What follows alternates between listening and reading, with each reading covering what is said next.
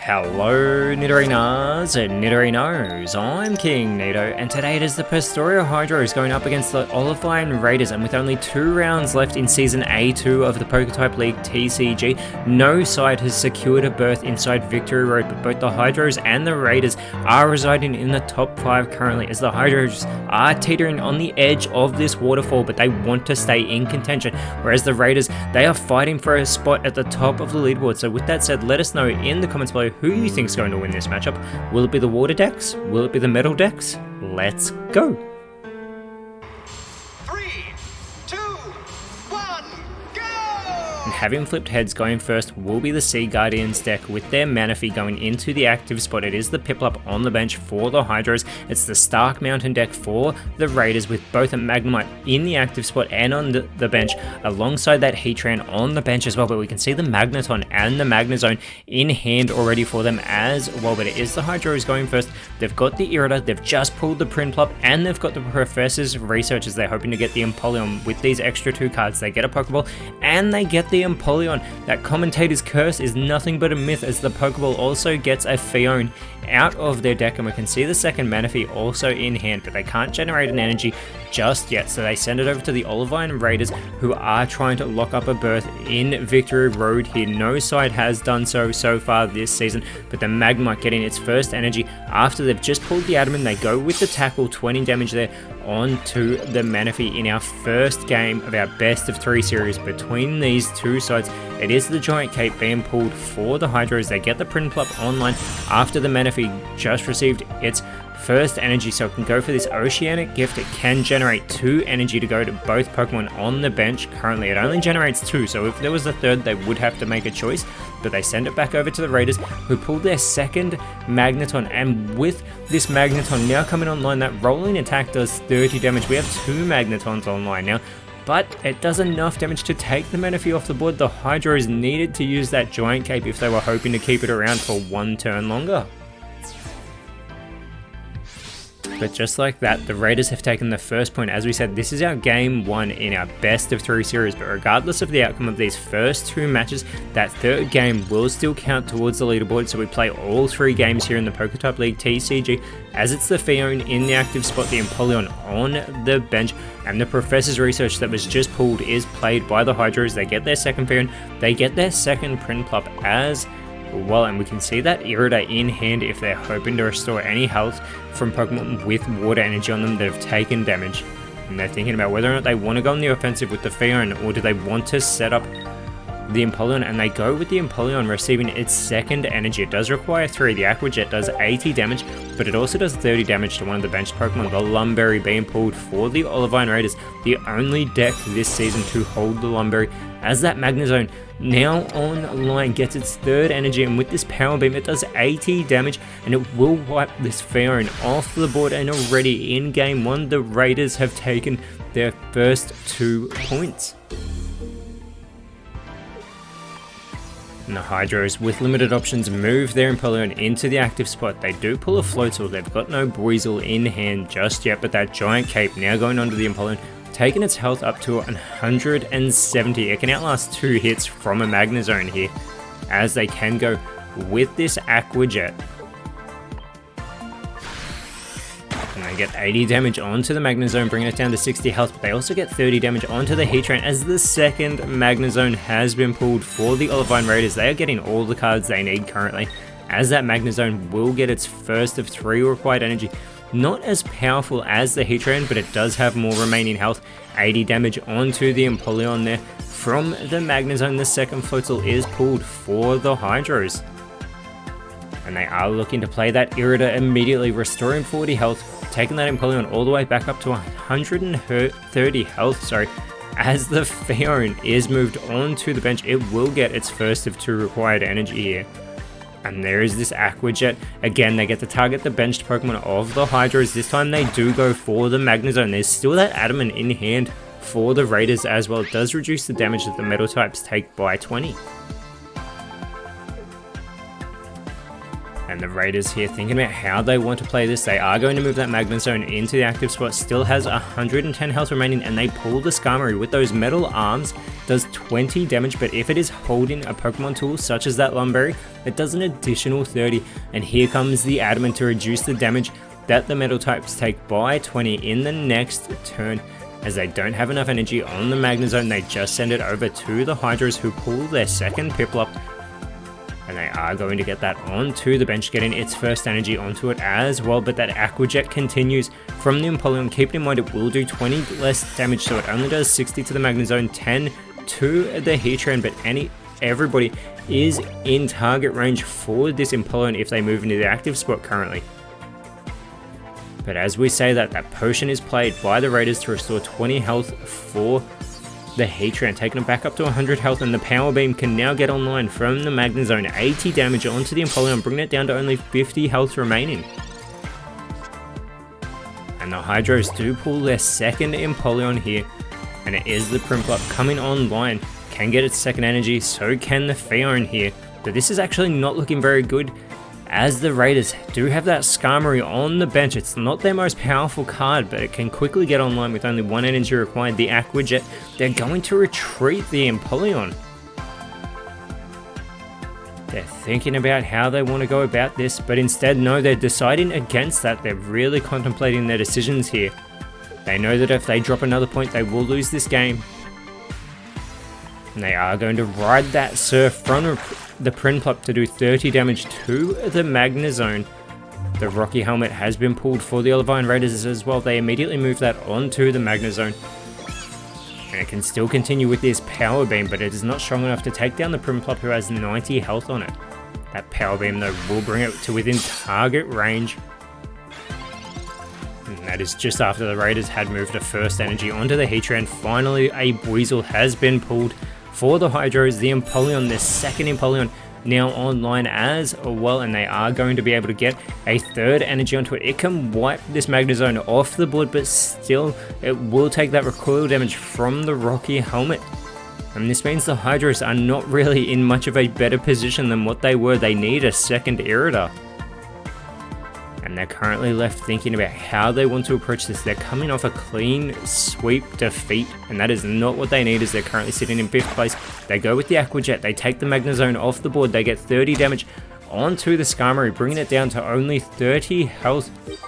They do get their second point, trying to bring this back, but the Raiders are going to move that Skarmory into the active spot. Like we said, it only requires 1 energy. They pull a second Heatran, they put the Lumberry onto that Skarmory. That will boost those metal arms, although they should be metal wings, up to 50 damage, and it can wipe this Empoleon off the board. The Hydros tried to bring it back here in game 1, but the Raiders end up taking that third point. And as we have a table reset, if you're enjoying what you're seeing, please leave a like, share, subscribe, help this PokeType League TCG grow so we can continue this for many more series and sets to come. But after this field reset, this table reset, it will be the Pacific Rim deck of the Hydros up against the Eternal Time deck of the Raiders. And the Tentacle in the active spot for the Hydros with the Meryl on the bench. They've got their evolutions in hand. It's the 2 Bronzongs out for the Olivine Raiders, and Bronzors, and they've got a Bronzong in hand plus that Armor Fossil. And the Hydros pulling their Lumineon, not much they can do, as well as having that Giant Cape in hand. The Raiders pulling their Professor's Research. They are going to get 2 more cards. They get a Pokeball, they get the Bastiodon, and with that Pokeball, they are going to get another basic Pokemon in hand, who is going to be that Dialga being taken out of the deck. The Dialga immediately moved onto the bench, and again, they've got that Armor Fossil, and when they get that Bastiodon online with that Guarded Grill, it can potentially take 100 less damage from the opposing Pokemon. They put a Rocky Helmet onto the Bronzor with this Ram. It only does 10 damage. And they're not going to play down the Armor Fossil just yet, instead getting that chip damage onto the Tentacle. It comes back over to the Hydros, who do get their second Meryl. And the Tentacle now online only requires 1 energy for that Wave Splash. The Azumarill, who's also now online, requires 2 energy for that Waterfall. The Wave Splash doing 40 damage, but they're also going to get the Giant Cape onto the Tentacle, try and offset That's Rocky Helmet from the Bronzor for a period of time here. And there is that Wave Splash, 40 damage, bringing the Bronzor down to only 20 health. And as that Rocky Helmet does that damage to Tentacruel, the second Dialga is pulled for the Razors as the Raiders, not the Razors. That is the colorless type.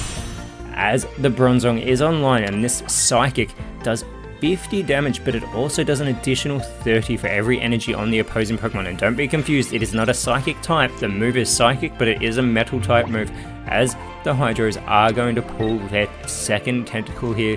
The Azumarill getting its first energy.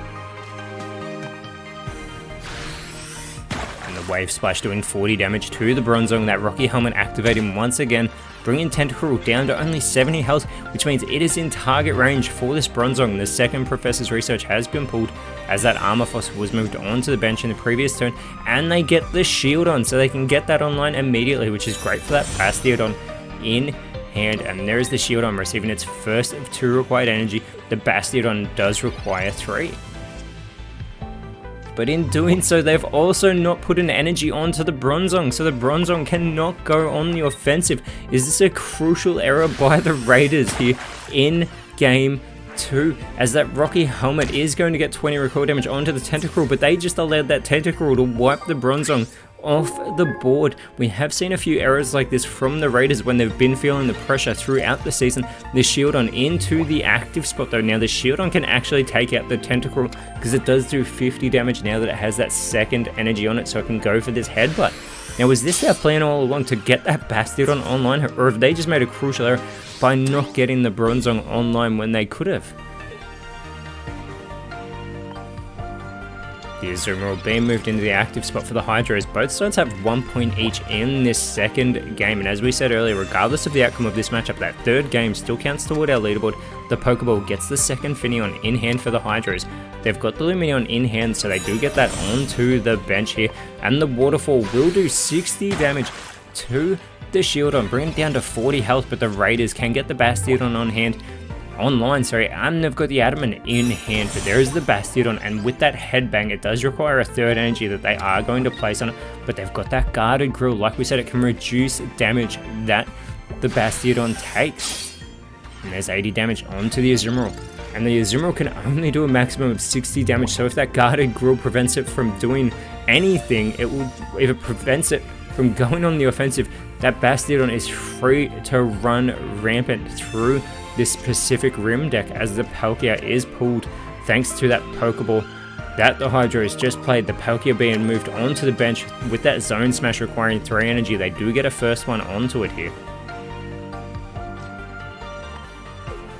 And the Hydros are actually going to retreat the Azumarill. They don't want to drop a second point here. They move the Lumineon, who doesn't require any additional energy. It can do 50, but the Raiders flip aheads, and this is exactly what we're talking about. That Waterfall will do nothing, because the Guarded Grill reduces it by a maximum of 100 damage, and that move only did 50. The second Armor Fossil is pulled for the Raiders, and they're going to start setting that up. They've got a second Shieldon in hand, but this Headbang will bring the Lumineon down to only 10 health.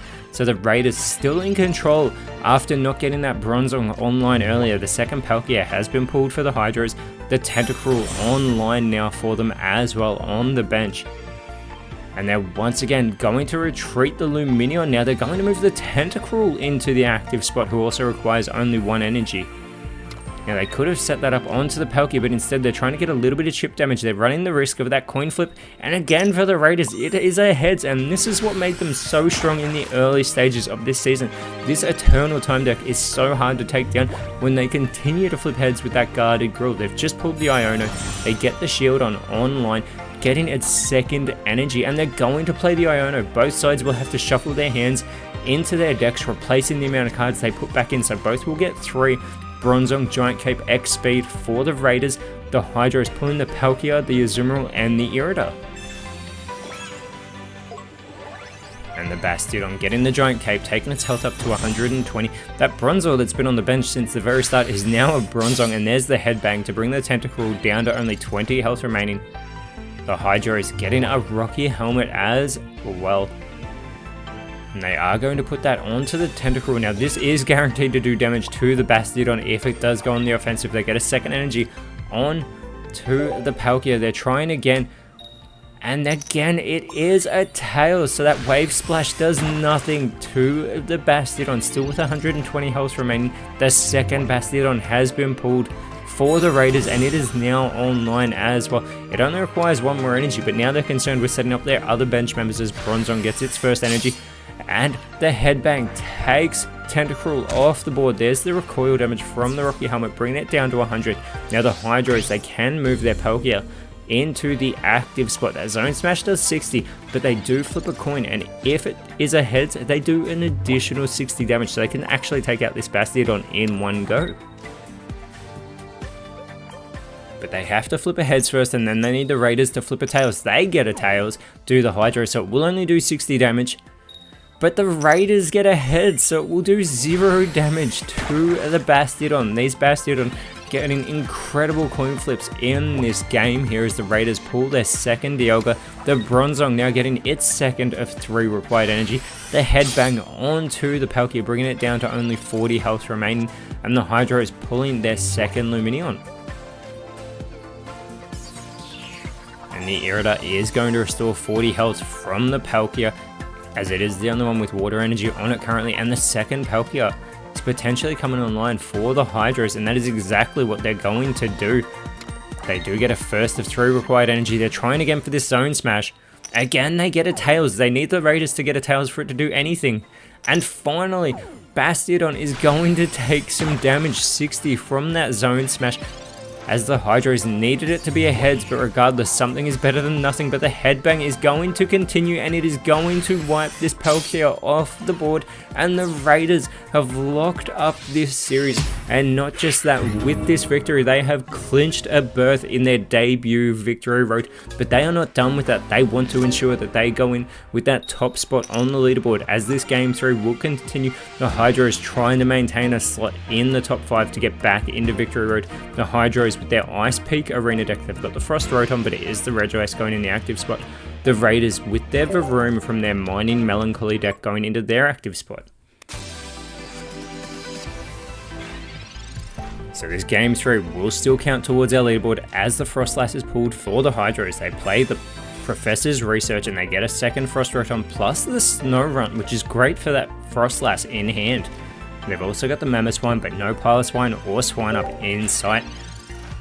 They do send it over to the Raiders after putting down their Frost Rotom and Snorunt. It is the Registeel for the Raiders being drawn, immediately being put onto the bench, and here is the Headbutt. It will only do 10 damage to the Regice, but they've got the, sorry, it will do 30 thanks to the weakness of the Regice, and that is the catch with this Ice Peak Arena deck. They are weak to the metal types. Now Regice does require 2 energy to go for that Frost Smash. It still doesn't have any, however that Reverum in hand for the Raiders requires 3 energy, so it could buy them a bit of time here. As it comes back over to the Raiders, that Frostlass now online, the Giant Cape being pulled for this Mining Melancholy deck being put onto the Varoom here, boosting its health by 20 all the way up to 90, and they're going to play the Adamant as well. Now the Giant Cape will for the time being offset that Rocky Helmet, as they can get another 30 damage onto the Regice, but it will take 20 less damage in the coming turn as well.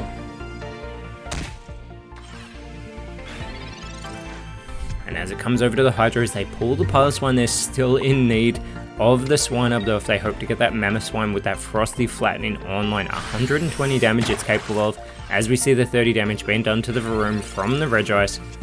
And the Raiders pulling their second Adamant as well. Now with this Reverum that is now online with that Spinning Drift, they will get to flip a coin, and if it's a heads, it will prevent all damage and effects being done to Reverum in the coming turn. But not just that, it does 70 damage, but with that weakness, it is going to do 90 damage to wipe this Regice off the board. The Raiders are on track for a clean sweep. And unfortunately though, in the time being, they do flip a tails, but they're not too concerned with that because there's no one on the side of the Hydros with enough energy to be doing any damage in the time being. But not just that, there's no one on the side of the Hydros with enough health to outlast a hit from that Spinning Drift either. And this is fantastic for the Raiders as they want to claim that top spot in their debut season. They want to repeat what the Melee Rumbles did and be the top of the leaderboard going into Victory Road and take it all the way to that Champions game so they can get that flair on their cards next season.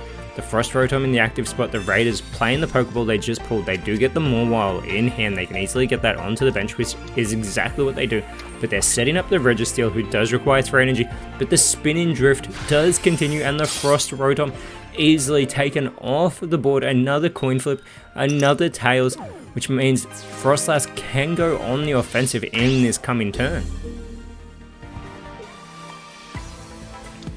Now it does only do 40 damage, but it will also be able to do damage to all Pokemon on the bench of the Raiders. They do pull a Pokeball, they are going to play that immediately as well, and they get the Regice. Now the Regice can actually outlast a hit from the River Room.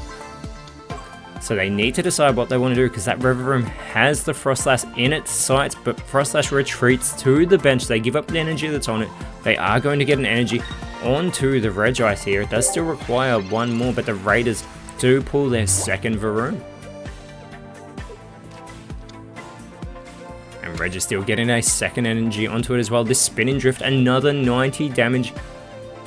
And they're not going to play the Adaman. Again, just going for that Spinning Drift, bringing the Regice all the way down to 20 health. Another coin flip. And it's a heads, which means the Regice won't be able to do anything to the River Room regardless. It is the Piloswine being pulled for the Hydros, but this has not been their game. This has not been their series. This Frost Smash will do nothing to the River Room. The Olivine Raiders have swept the Pastoria Hydros in the first collision between these two sides, and this is not disrespectful. What they're about to do, they are going to get energy onto the Registeel so they can maximize their damage. It will do 110. The Registeel will take out the Regice, and the Raiders have run through the Pastoria Hydros to ensure that they will clinch a berth in this season's Victory Road, but they are currently on top of the leaderboard, as well as next round they are going up against the currently second place Petalburg Razors, whereas for the Hydros they have fallen out of the top 5, and next round they are going up against the Levere Constrictors. But until then, Nidorinos, thank you so much for watching. Let us know in the comments below what you thought the best card was, and if you enjoyed what you saw, please leave a like, share, subscribe, but more importantly, always remember, send thanks, and I will see you when you see me.